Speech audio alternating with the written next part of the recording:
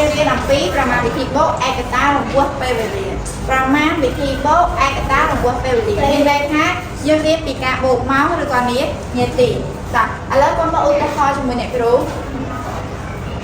សំជីកម្មពីភូមិទៅមណ្ឌលសុខភាពចំណាយពេលវេលាអស់60នាទីហើយចេញពីមណ្ឌលសុខភាពទៅសាលាឃុំចំណាយពេលអស់70នាទីសំណួរគេសួរថាតើសំចំណាយពេលវេលាធ្វើដំណើរទៅភូមិសំដៅពីភូមិទៅសាលាឃុំអស់ប្រមាណនាទីអញ្ចឹងអស់ប្រមាណអញ្ចឹងចំពោះចំណោទអតិថិជនឃើញចំណោទរឿងទី1ដែលកូនត្រូវធ្វើនោះគឺអានឲ្យបានច្រើនដង3ដងឡើងលើពេលដែលកូនអាន3ដងហើយកូនចាប់ផ្ដើមសួរខ្លួនឯងថាតើចំណោទនេះគេសួររកអ្វីតែមិនទេកូនសួរទេតើគេប្រាប់អ្វីខ្លះណាតែឥឡូវយើងមើលបំរាប់ជាមួយអ្នកគ្រូមើលតើគេសួររកអ្វីឥឡូវអ្នកគ្រូគូទៅនេះសិនចុះគូផ្លូវមួយពួកគេនិយាយពីផ្លូវនេះជាផ្លូវណាសំជីពីភូមិអញ្ចឹងកន្លែងនេះភូមិសំជីកម្មពីភូមិទៅមណ្ឌលសុខភាពកន្លែងនេះគេដាក់អេនេះ hospital មណ្ឌលសុខភាពណាសំជីពីភូមិទៅមណ្ឌលសុខភាពអស់60នាទី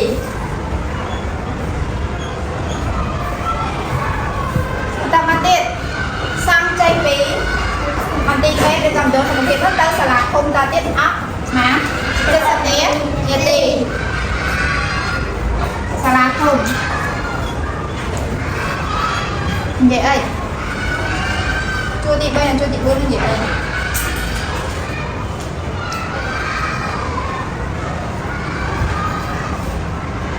ជីពីមន្ទីរពេទ្យទៅសាលាឃុំអស់70នាទីសំណួរគេសួរថាតើ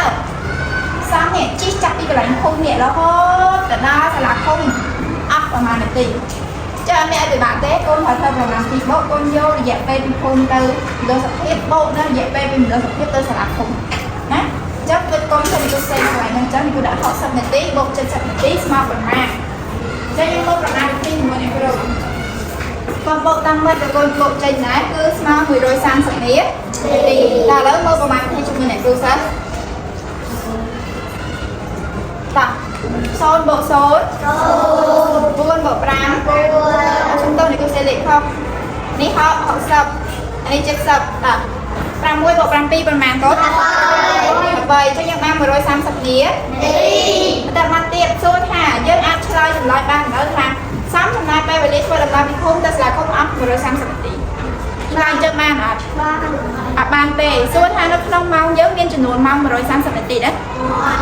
មានតែ1ម៉ោងស្មើប៉ុន្មាននាទីចា1ម៉ោង60នាទីអញ្ចឹងគាត់ត្រូវយក130នាទីនេះយកមកចែកនឹង60នាទីដើម្បីដឹងចំនួនម៉ោងណាតើយើងយកប៉ុន្មានដងយក2 0ដង2 6ដង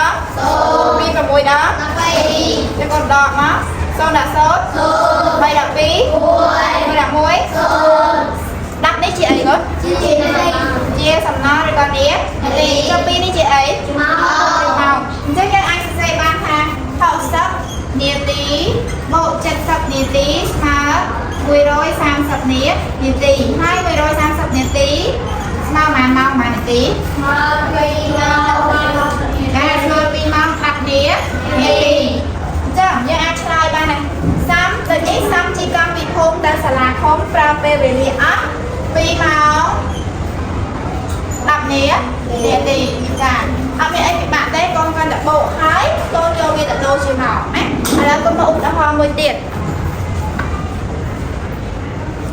តោះឥឡូវមកឧទាហរណ៍មួយទៀតជាមួយអ្នកគ្រូឲ្យ73នាទីបូក45នាទីអញ្ចឹងកូនសរសេរប្រមាណវិធីមក73បូក45 3បូក5ប្រមាណកូន8 7បូក4 11ណាអញ្ចឹងយើងឃើញថា73បូក45បាន118នាទីតែគឺថាយើងអាចដាក់បានហើយនៅបាទនៅពេលគាត់ត្រូវយកទៅដូរទៅជាម៉ោង118នាទីចែកនឹងម៉ានគាត់60ចែកនឹង60នាទីណាតើឥឡូវកាត់វាម៉ានទង8ហើយយកម៉ានដងទៅបើយក2វា120វាលើវាបានតែ1ទេ1សិនដង1 6ដង8ដាក់0ថាប្រមាណគាត់1ដាក់6កើតអត់ចាំខ្ចីថាមុខ1ថាមុខខ្ចី1អស់